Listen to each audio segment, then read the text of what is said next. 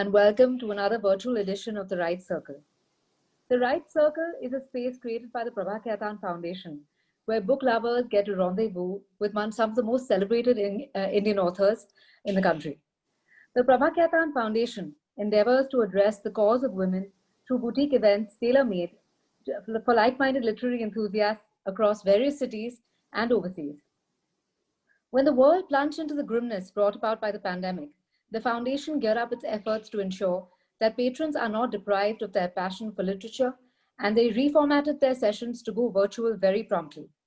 Word lovers can now tune into the various sessions from the safety and comfort of their homes and interact with multifarious authors. For today's Right Circle, we have the author and retired Lieutenant General H.S. Panag, PVSM, AVSM, a veteran of the 1971 Indo-Pak War. In his illustrious career of 40 years, General Panag was General Officer Commanding-in-Chief, GOC&C, of two armies, the Northern Command and the Central Command. In his long career, he has not only held many prestigious instruction, staff, and command appointments, but also served extensively in operational and counterinsurgency areas. General Panag is credited for having initiated major doctrinal reforms in the Indian Army. He is now a well-known defense analyst and writes on strategic and military affairs for various newspapers, magazines, and online news portals. In his latest book, The Indian Army, Reminiscences, Reforms, and Romance, General Panag examines burning questions, including those surrounding the Indian Armed Forces, their exploitation by neo-nationalists, and intrusive media's projection of the army as the sole flag bearer of patriotism, the obsession with Pakistan as an impending threat to national security, the intense militarization of Kashmir post the abrogation of Article 370, and equal opportunities for women in combat. In conversation today with General Panag, we have Ms. Arpita Oliver, an educator, a literary enthusiast, and social worker. Ladies and gentlemen, I bring to you General Panag.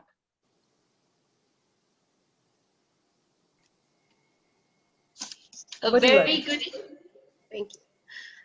very good evening to all present here. It is indeed a pleasure for me to have a colloquy with General H.S. Panag, one of the most distinguished army officers and now an author. The Indian Army has often been a topic of much discussion, an institution that is often maligned. Your book, The Indian Army, Reminiscences, Reforms, and Romance, has enabled the reader to think deeper with greater nuance, offering a glimpse into your own life. Sir, what inspired you to write your book? Well, I think with the experience and at a certain point in life, we all have a story to tell. No two people are alike, for that matter, no two birds or animals are alike. So we all have a story to tell. It's a question of you making up your mind and plus getting an opportunity. Then as army officers, and I was an army brat, as they say, who was an army child, born and brought up in the army. Since the age of 6, I know what the army is all about.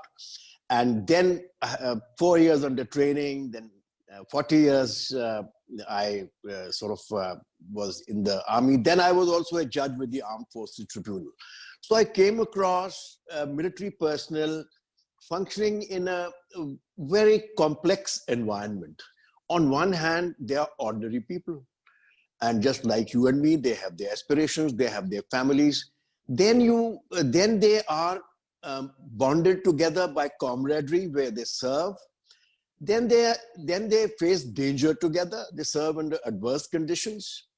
And then their behavior for the military requirements is bonded together uniformly and almost automated. Yet they are human beings. So you see human endeavor at work in as I said, in a complex environment. And this gives you a lot of insight into human behavior. Then when I retired, I felt that I must tell this story about the Indian Army to the general public. That was one part. Second part was that while I was in service, I always focused on reforms, change, and certain things I could not talk about because I was in the army, and you are debarred from writing in public forums and all. So then I felt that now that I have retired, I can make a greater contribution towards national security reforms and the other reforms that the military requires. And plus, then I see what is wrong with the army, and especially in the last 5-6 years when neo-nationalism has taken over, I felt it is my duty to start writing and then to put the things in perspective. Nobody is really right or wrong in absolute terms, so put things in perspective.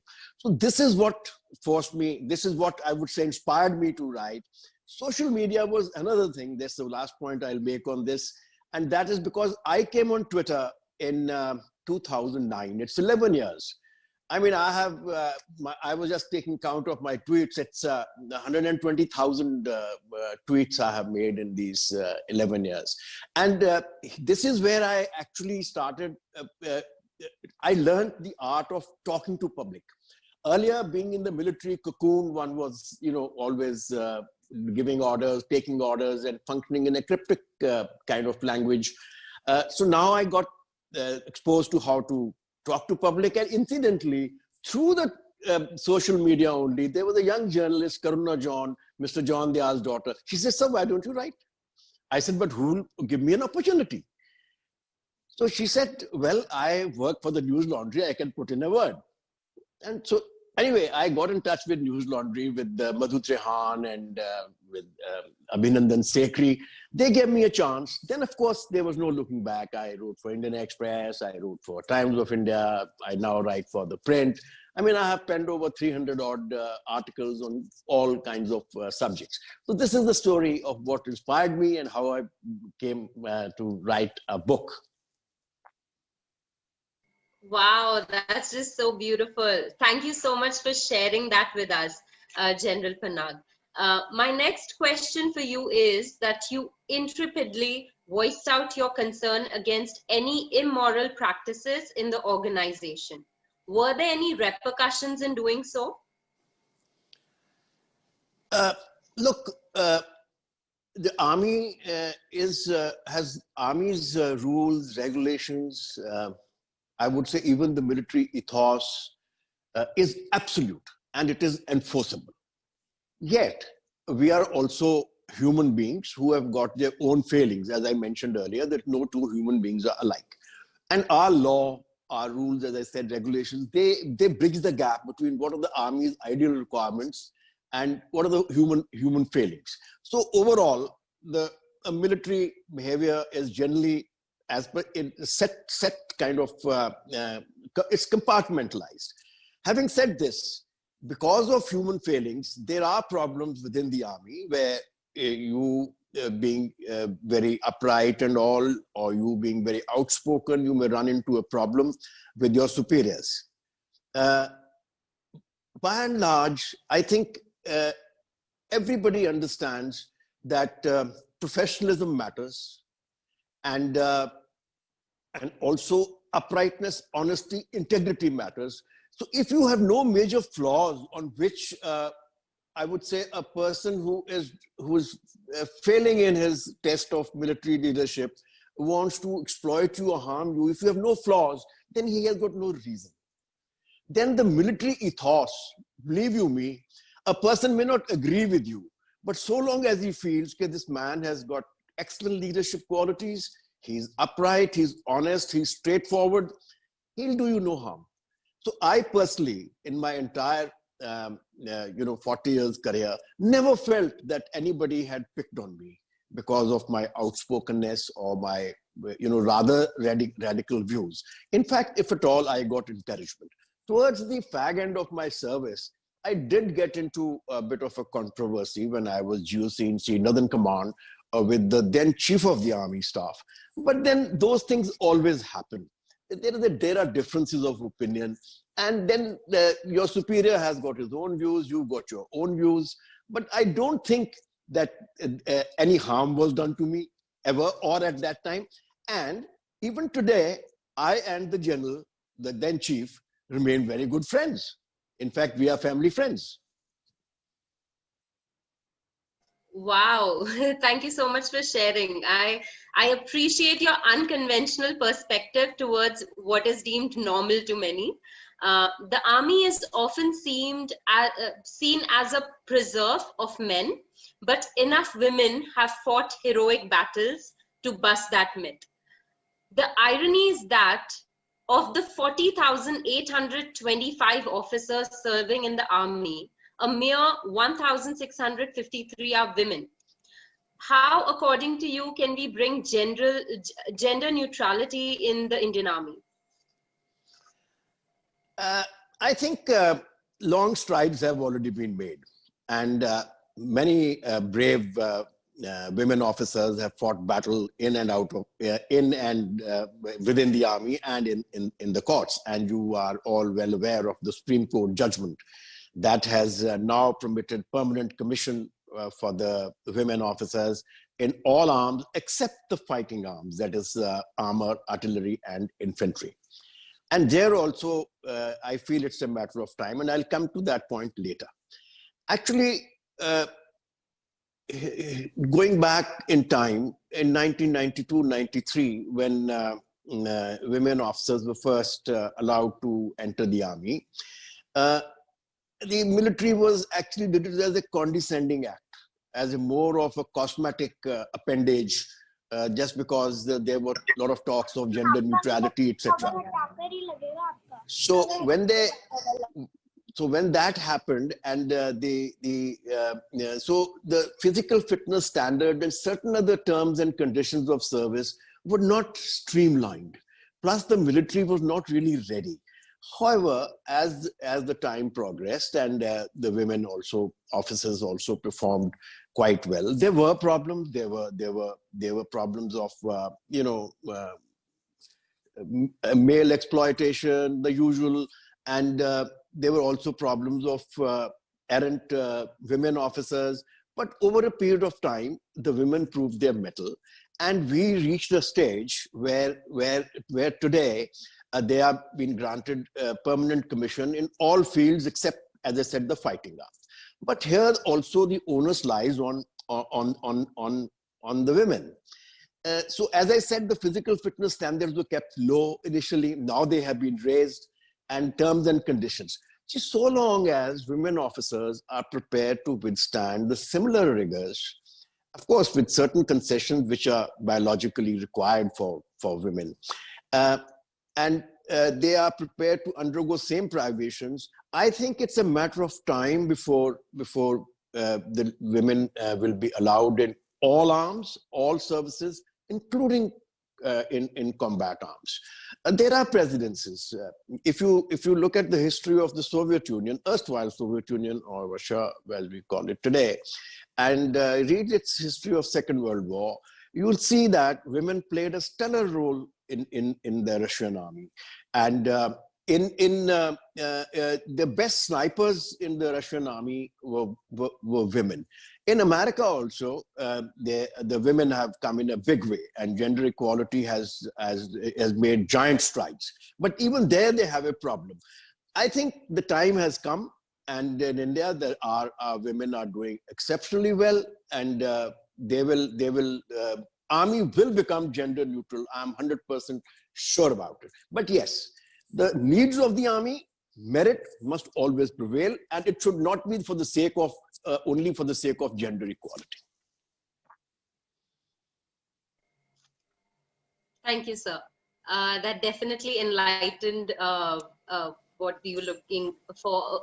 So my next question is, the government stunned everyone by saying it was revoking nearly all of Article 370, which 35A is a part of, and which has been the basis of Kashmir's complex relationship with India for some 70 years.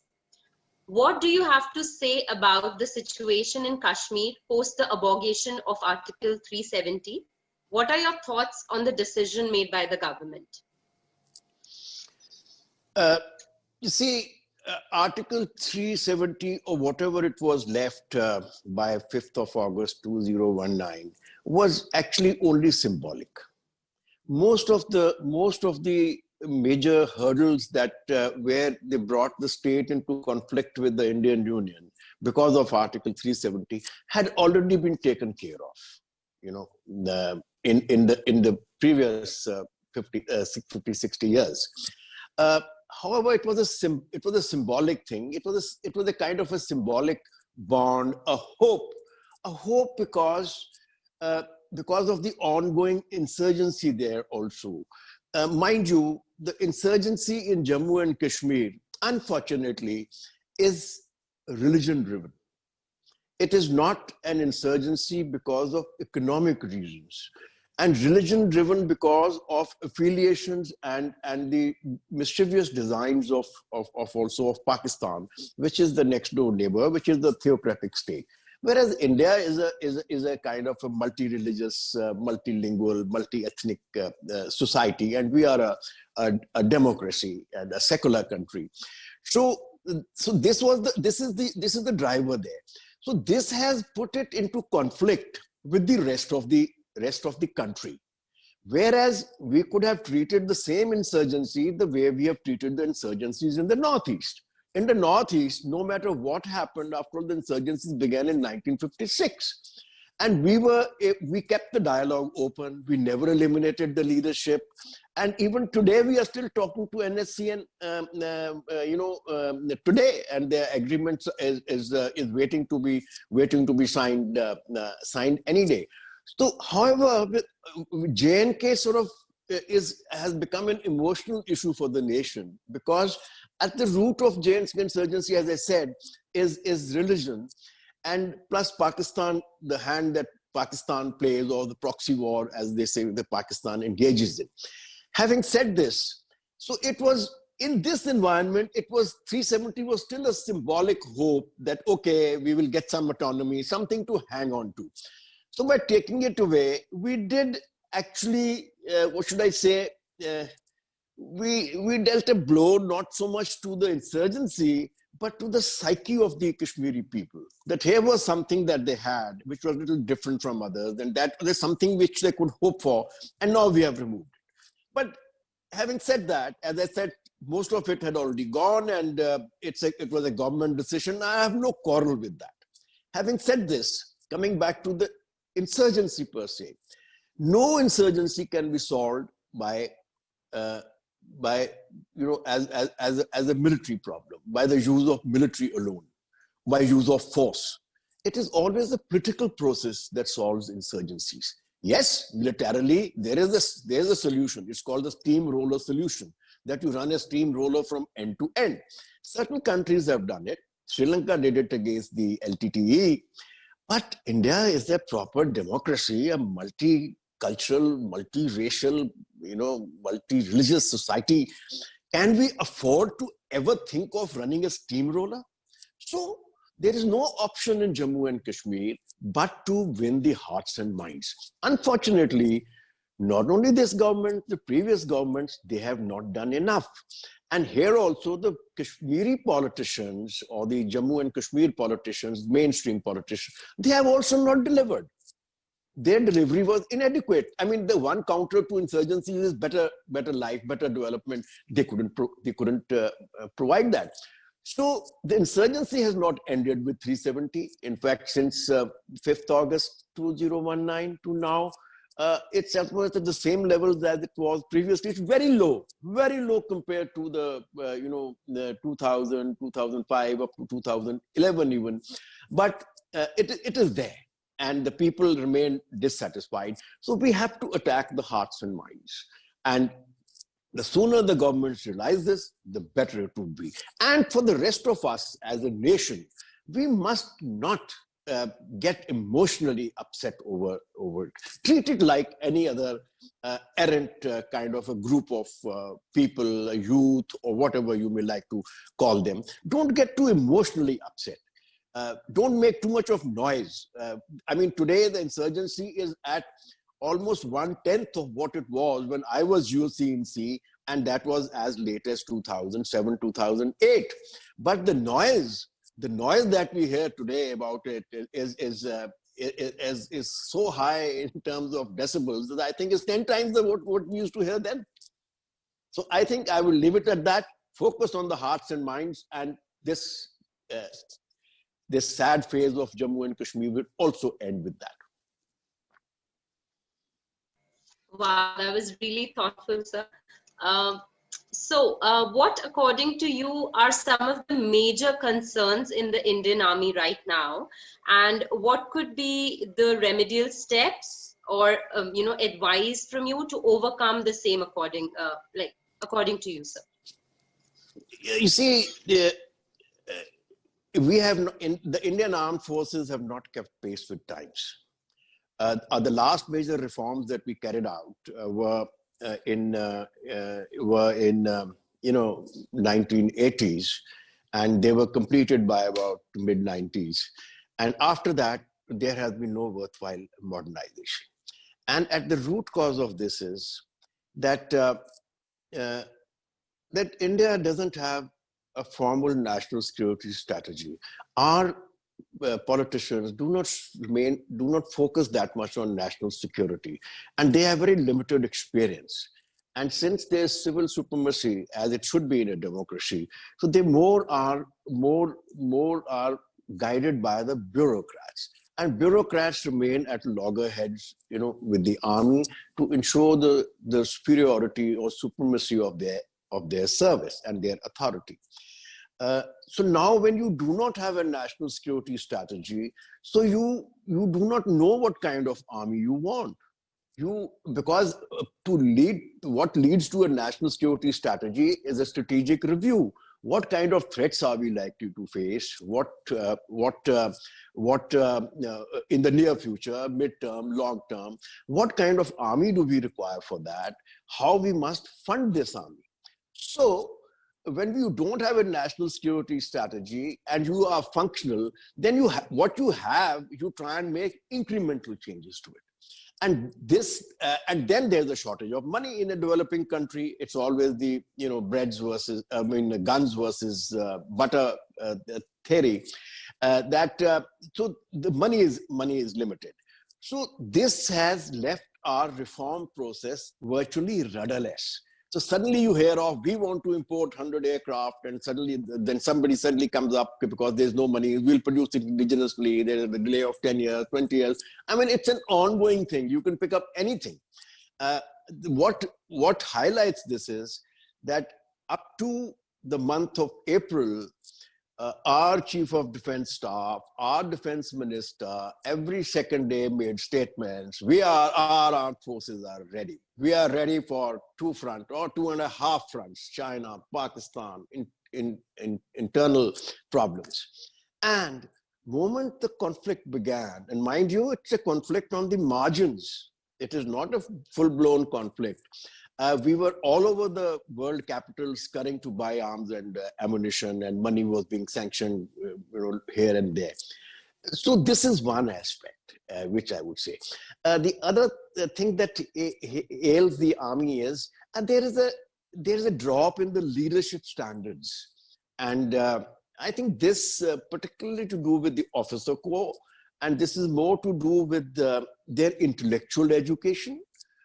It is again not keeping with pace with times. We are not that intellectually empowered as we should be.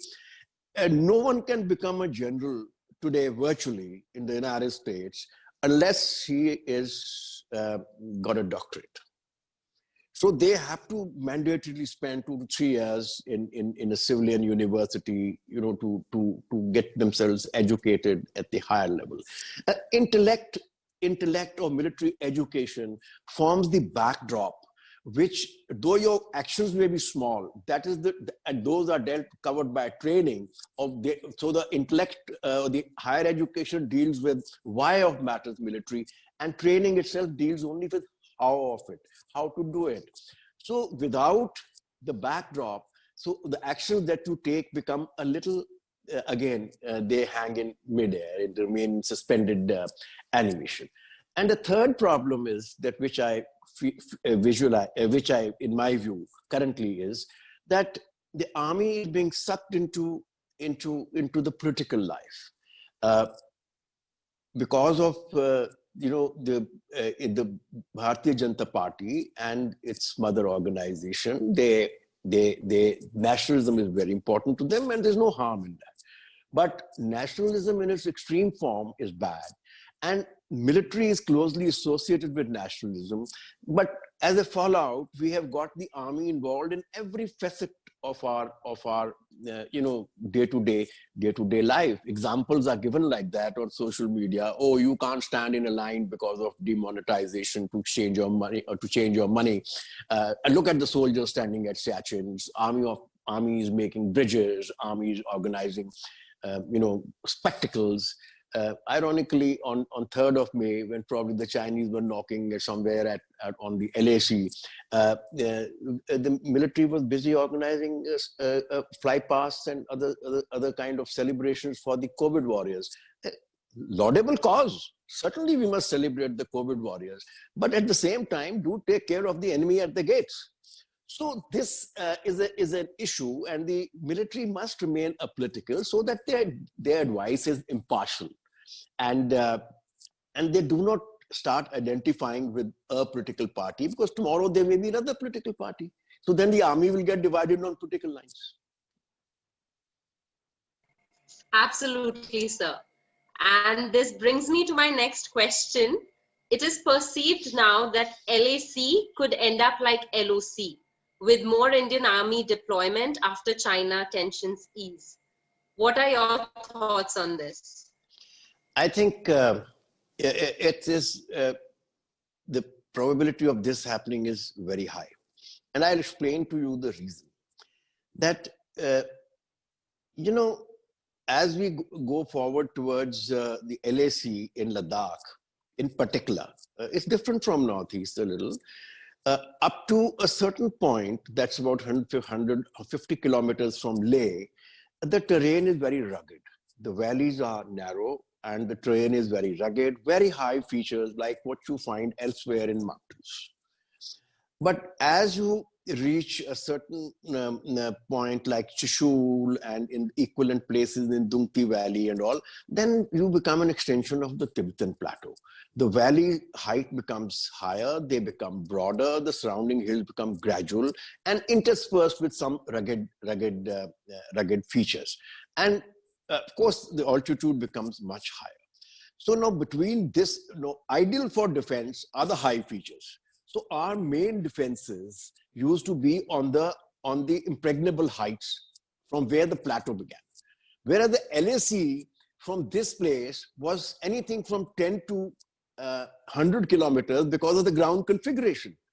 And those areas were far ahead. No, we felt that China will always come in a big way, and this is where we will fight him. And the front area will keep under surveillance, and if need be, we'll occupy it as a preemptive action. Now, whereas China, the way China played the game, and this time, is that they only focused on this virtual no man's land, which was not defended by us, only policed by the ITBP. So when they came there, and so they preempted us. And why they preempted us? Because we were surprised. Nobody ever expected that China would do this, and especially after the bonhoming that was going on. Mr. Modi has met Mr. Xi something like 16 times, including two kind of one-to-one summits. So who thought that China would be doing this, and especially when he just left what is that place, Mahabalipuram, just in October last year. So who thought that China would be doing this in the month of April? So nobody expected it. So we were literally caught with our pants down at the political level and at the military level. Well, thereafter we reacted, and we have, put China where it is. But in case China persists with this kind of attitude, which it has over the years, because it has never really shown any desire to resolve the boundary issue, and it wants to keep it alive, to keep the sword of Damocles hanging over us, because it considers us as a kind of a international competitor in the competitive conflict amongst nations. It wants to treat us as a junior partner. It doesn't want us to be an equal competitor. Whereas India is and wants to be and want to tell the world that I am an equal competitor. So the only opposition anybody can give to China in the coming years, especially in this region, is India. And when India aligns with the United States, as we have, shown that as we have inclined to for the last decade or so, then it becomes a very formidable combination. So this is another thing that was a driver to what China has done. So now, if we have to prevent this kind of a thing from happening in future, so we have no option but to go forward and man the line of actual control. And we had one division worth about 20,000 troops there who were, at what I would say at the knuckle end. And these are the fingers. The fingers are the LAC, and the knuckle end is the place where we had defenses. Now you have to hold all this. And so this means that we will have to have twice or 2.5 times the number of troops. It increases the cost, but it would be worth it. So this is basically on this specific point, this is the answer.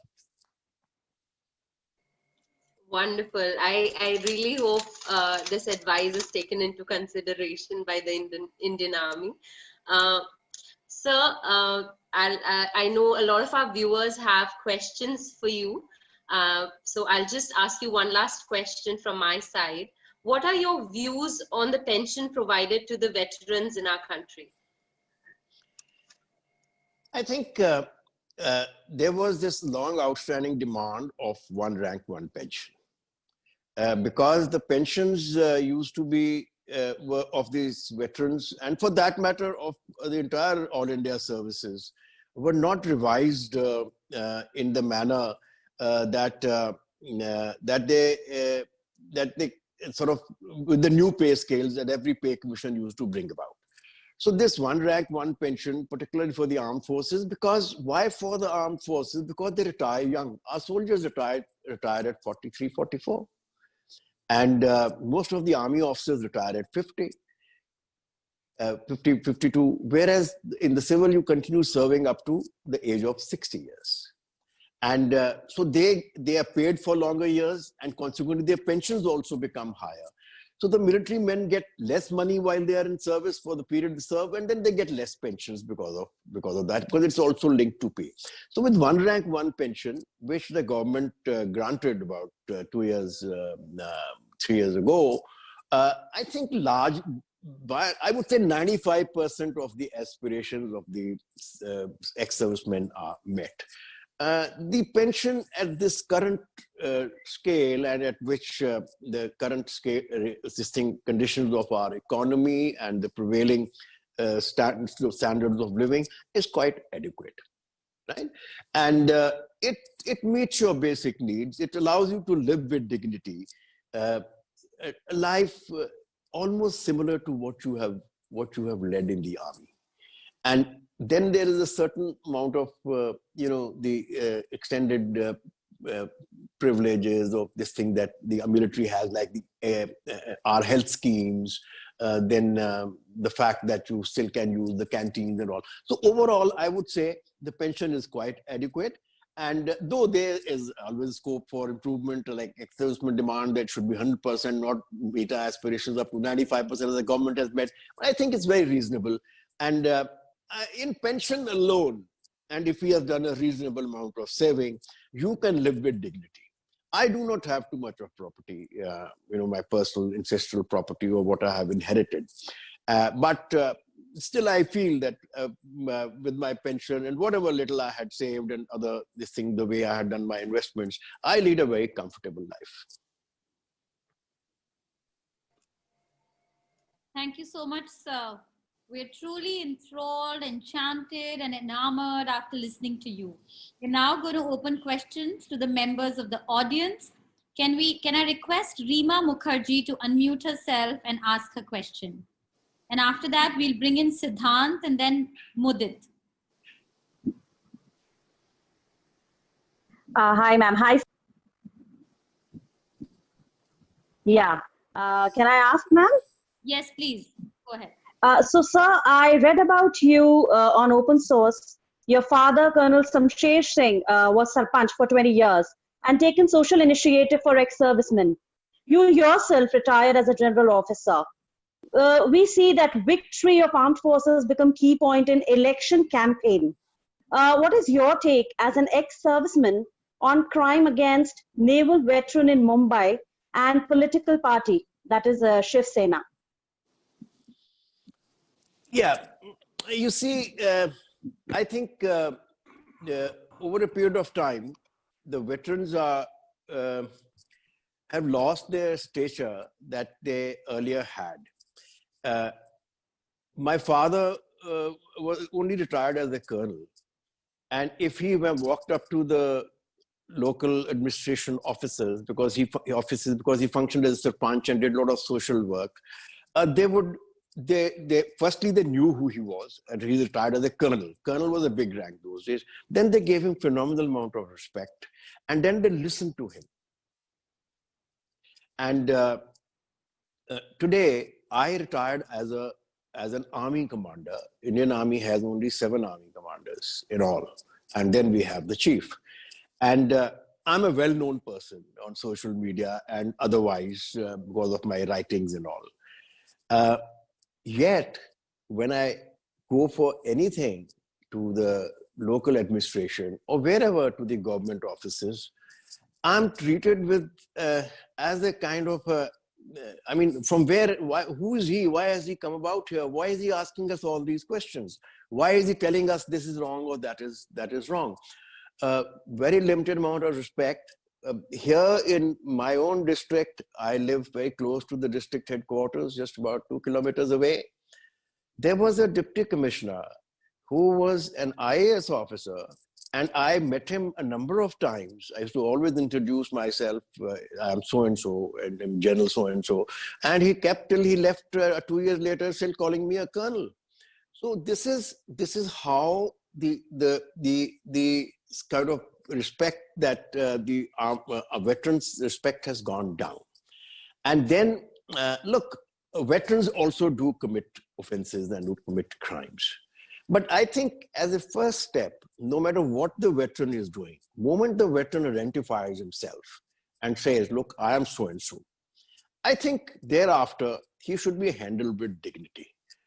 I'm not holding a brief either for the allegations against the naval veteran in Bombay or vice versa. But the moment he was identified, or moment if he was picked upon because he's a veteran, then I think it is very unbecoming on part of the political party there, and it should not happen. When he is in, you ride on his shoulders when something happens at the borders. Till yesterday, he was in service. He could well have been killed in action, fighting on a ship. Or elsewhere if he was in the army. And today to treat him like this, even if he's committed an offense, fair enough. And for that matter, why treat any person who's committed an offense in an undignified manner and start thrashing him at the first opportunity? I mean, in any case, this both, apart from the fact, and for a veteran, the crime becomes more serious. It's a crime against a normal citizen also. If a crime is a crime, but treat them with dignity. I mean, the first thing our police does is start thrashing the people, and now the politicians have also joined them. So I condemn this kind of an incident.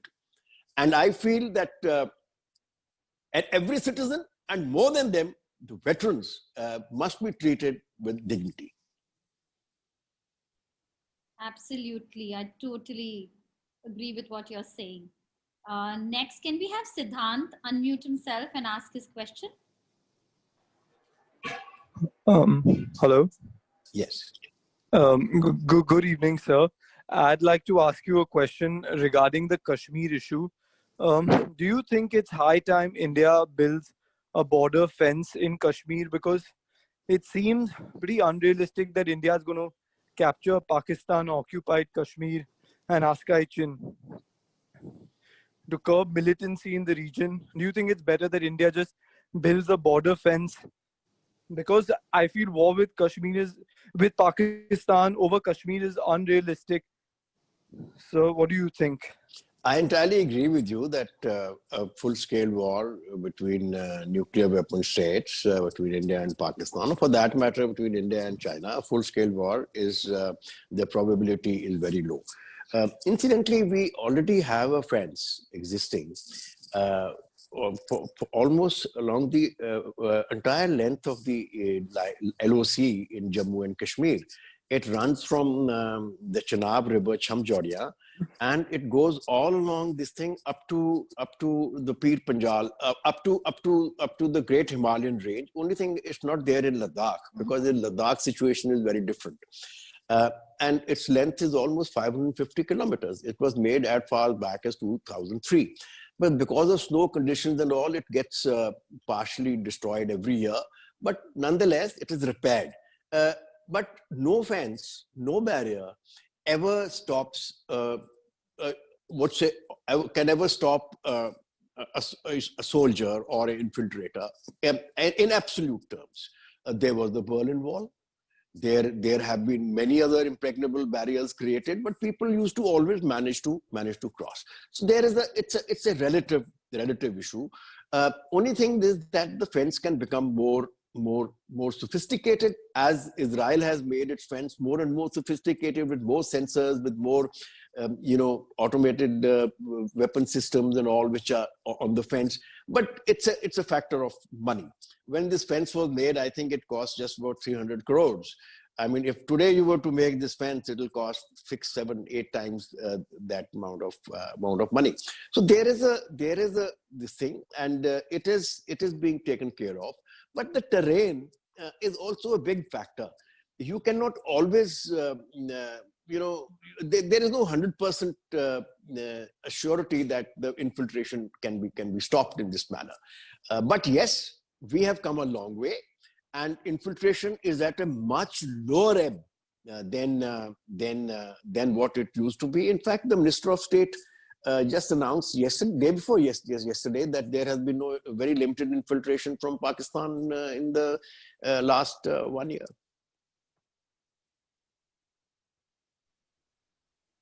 Okay, thank you. Our next question, can I ask Mudit Jain to please unmute himself? Sir, thank you for your talk. My question is, China has been the aggressor in the Balwan area. Why couldn't our Prime Minister have called their president and told them it was wrong on their part? Why get into egos? It is China's fault. Your response, sir. You see, in the conflict amongst nations, things are really not as simple as that. To resolve an issue, you just pick up the phone and start talking to each other. China has come with a clear-cut strategy, as to why it wanted to do, despite all the bonhomie that existed, particularly in the last 6 years between India and China, and also the personal diplomacy in which both the leaders had invested. But there were fundamental differences, and these differences are related to us being, as I mentioned earlier, being an equal competitor to China, whereas China wants to treat it as a junior partner, a cooperative junior partner, so long as we remain there. That's one part. And of course, all the issues are our alliance with the United States and our opposition to the China-Pak economic corridor, because it passes through our territory, our membership of the of the Quad with Australia, Japan, and other countries, and then generally opposing China everywhere, and also even changing of Article 370. So the broader question is, the smaller question is also the lesser extent, the smaller strategic issue was our development of infrastructure in the border areas. And there's a fundamental difference between us and the Chinese on what we consider as the line of actual control. Chinese consider the 1959 claim line, which was first mentioned in a letter that Chow En-lai wrote to Prime Minister Nehru on 7th of November 1959. Though the coordinates of this line was given in 1960, that this is the line that this is where we can settle up. In fact, he recommended settling up on this line, and that in the Northeast they will recognize, though they don't accept it, but they will still accept that we have the McMahon line is the boundary, and here we can accept this as the boundary. In any case, it has already reached there by about 1959, but we did not accept it. We kept moving forward. That led to 62. And then, of course, much water has flown through the Namkachu and through the Indus River, whichever passed through these areas. Now, even after the various agreements signed, the fundamental difference remains. China still insists that it is the 59 claim line, which is the line of actual control. And we say, whatever it was in 93 is the claim line. Now, at most places, China had already reached the 59 claim line in 62, but there were 2-3 places left. One was Depsang Plains. Then there is this area, finger area, where they have come in. And the third area is Damchok, where they are still far away. Now, so they came in exerting their claim. And the question to be asked is, why did they suddenly wake up to do this? Well, so long as we did not stop their patrolling in that area, so long as we did not develop border infrastructure in that area, because the 59 claim line, when the Chinese made it in 59, it was primarily to safeguard Aksai Chin and other territories that they had usurped in the 50s. It is both strategic in overall context and tactically on the ground. So once we started developing infrastructure like the DBO the Darbuk DS Shok DBO road and into Hot Springs, Gogra. So then they responded and they came forward in a preemptive planned manner to their claim line. And if you notice that in the latest parleys between the two foreign ministers, the term LAC has disappeared. Because to have a dialogue, they have to now start afresh, to have a meeting ground. While we cannot agree to Chinese claim line, and Chinese say we don't accept your claim line, so we have removed both the things and we have now come back to border areas. And then status quo ante. No, we have not mentioned it formally that we want status quo ante April, because there's a difference. Chinese don't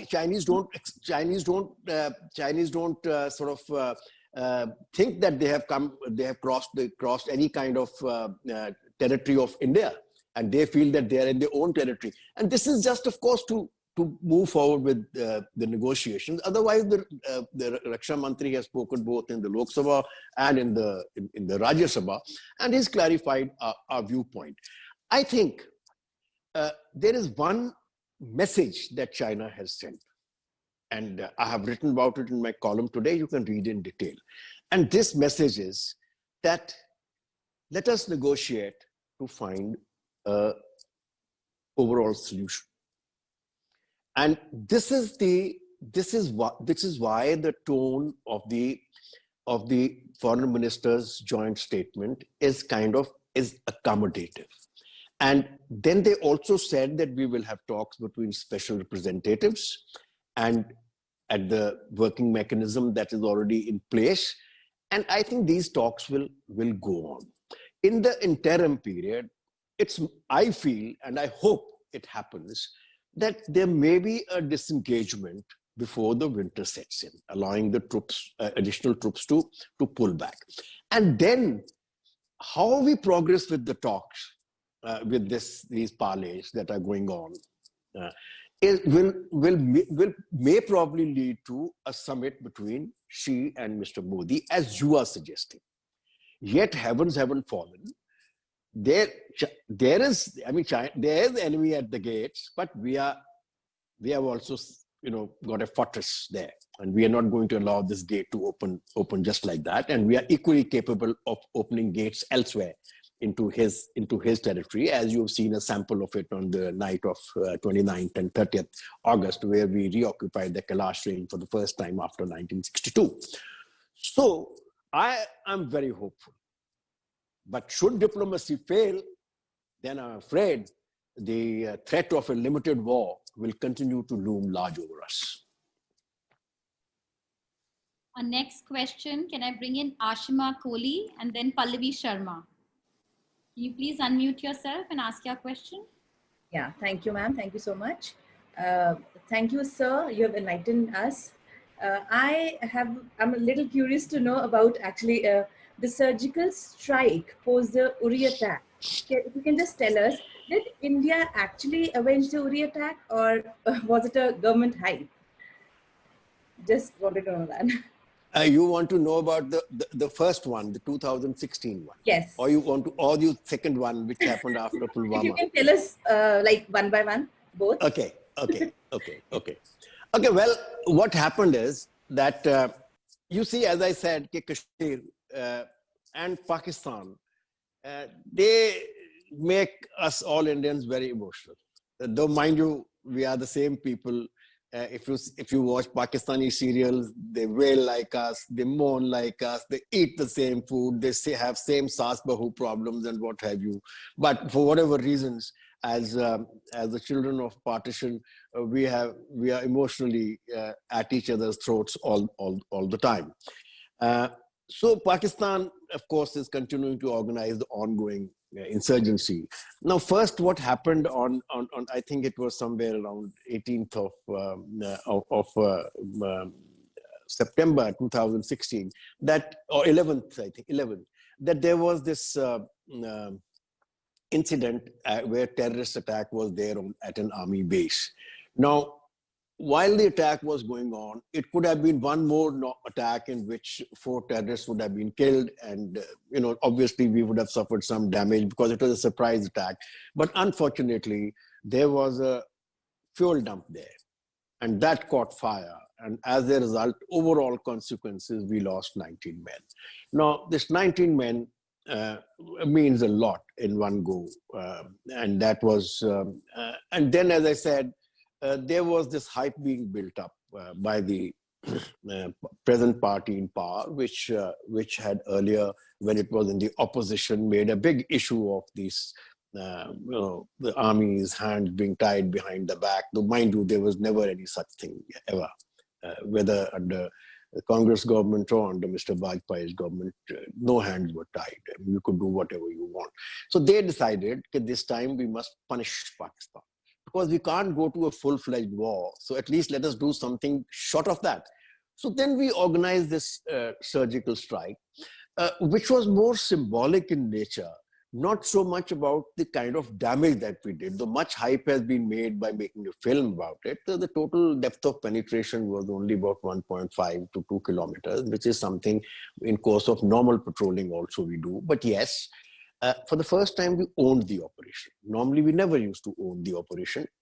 And there were operations carried out trans line of control, of control earlier also, but they were never publicized. So here, this was a declared where the government owned its intent, and we did it symbolically, telling Pakistan that we will do it again and again.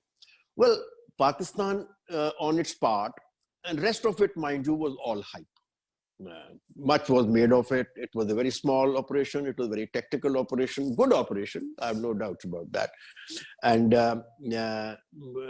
we did inflict a lot of damages on launch pads. What is a launch pad? It's a launch pad is the place from where you bring in terrorists from the rear training areas and finally push them in.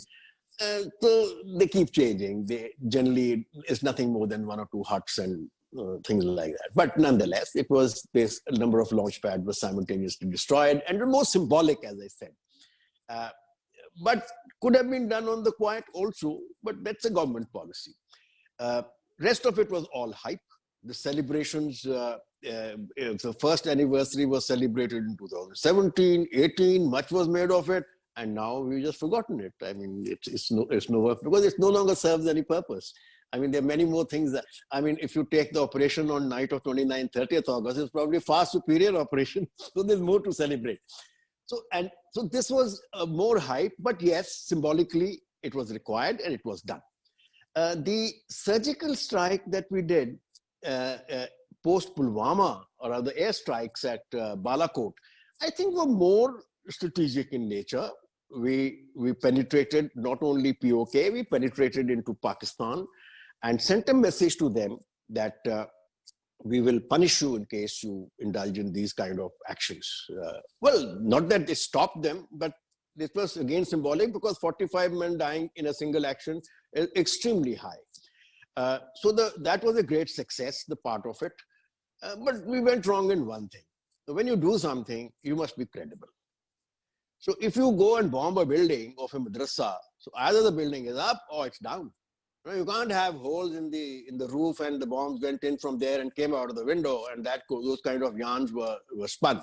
But the very fact that we went there, crossed the international boundary, and we struck at this is good enough. And Pakistan Air Force was caught napping. But what happened the next day exposed us. It showed us our limitations. Because I wrote an article on the afternoon of 26th, the day the airstrikes went in, and my article came out by midday, where I said that Pakistan will respond, will respond, will respond. I repeated 3 times, and it'll come very fast. Because my military mind told me that our superiority over Pakistan is not that pronounced, technological superiority. So sure enough, they laid a trap. They symbolically bombed an area near Nowshera, and then they had their aerial ambush waiting near the LAC, and we went head on for it, despite knowing that something that could happen. And in the end, they brought a MiG-21 down, and we claimed that we dropped the F-16, but they had the pilot, they had the wreckage, and we had only radar pictures and radar claims. So I'll leave it at that. It proved one thing, that you want to punish Pakistan without going into a full-fledged war, and the probability of which is very low because of being nuclear weapon states, and you must have the technological military edge that is far superior to Pakistan. I mean, then you got to have the kind of aircraft, the kind of air defense systems, then you can indulge in this kind of a thing. If Pakistan can come up with something equivalent or near equivalent, and then it'll be a stalemate. In fact, the title of my article said, 90 hours from the time we launched the airstrike till Abhinandan came back, it was 90 hours. I said it was a stalemate. In the end, and Pakistan has not stopped its insurgency. Again, much hype, much celebrations, and much chest thumping. But in military matters, you have to be realistic. And as even the event on the LAC has shown, okay, it is not something that which can be hyped up and celebrated. It's a serious matter. And you have to look at these things, from the point of view of national interest and not from the point of view of electoral interests. Lieutenant General Panag, you are a brave heart, a think tank, a military strategist, a cerebral power shovel of the Indian Army, a real-life hero, and a rare intellectual acrobat who walks the tightrope between convention and iconoclasm with the celerity of a trooper. To say that we are wiser and more enlightened after listening to you and your candid and crisp words seems to be an understated cliche, but it's the truth. Heartfelt gratitude not only for this chat session, but also for sacrifices made by men like you. We salute your determination, commitment, and passion for our motherland. Through you, we have all journeyed into the unforgiving world of the men in uniform. Vicariously, we have experienced the tough lives they lead without the perks of comforting family lives. Today is another opportunity to acknowledge their sacrifices and salute their commitment. Join me in paying homage to the soldiers who live and die for our motherland. Jai Hind. Thank you to the members of the audience for being part of Prabha Khaitan Foundation's Rights Circle event with Lieutenant General Panag. Prabha Khaitan Foundation and Ehsas Mumbai will be sending across the book penned by Lieutenant General Panag to all of you. Thank you so much, sir, for being with all of us today on a virtual session. It was a privilege to be with you all.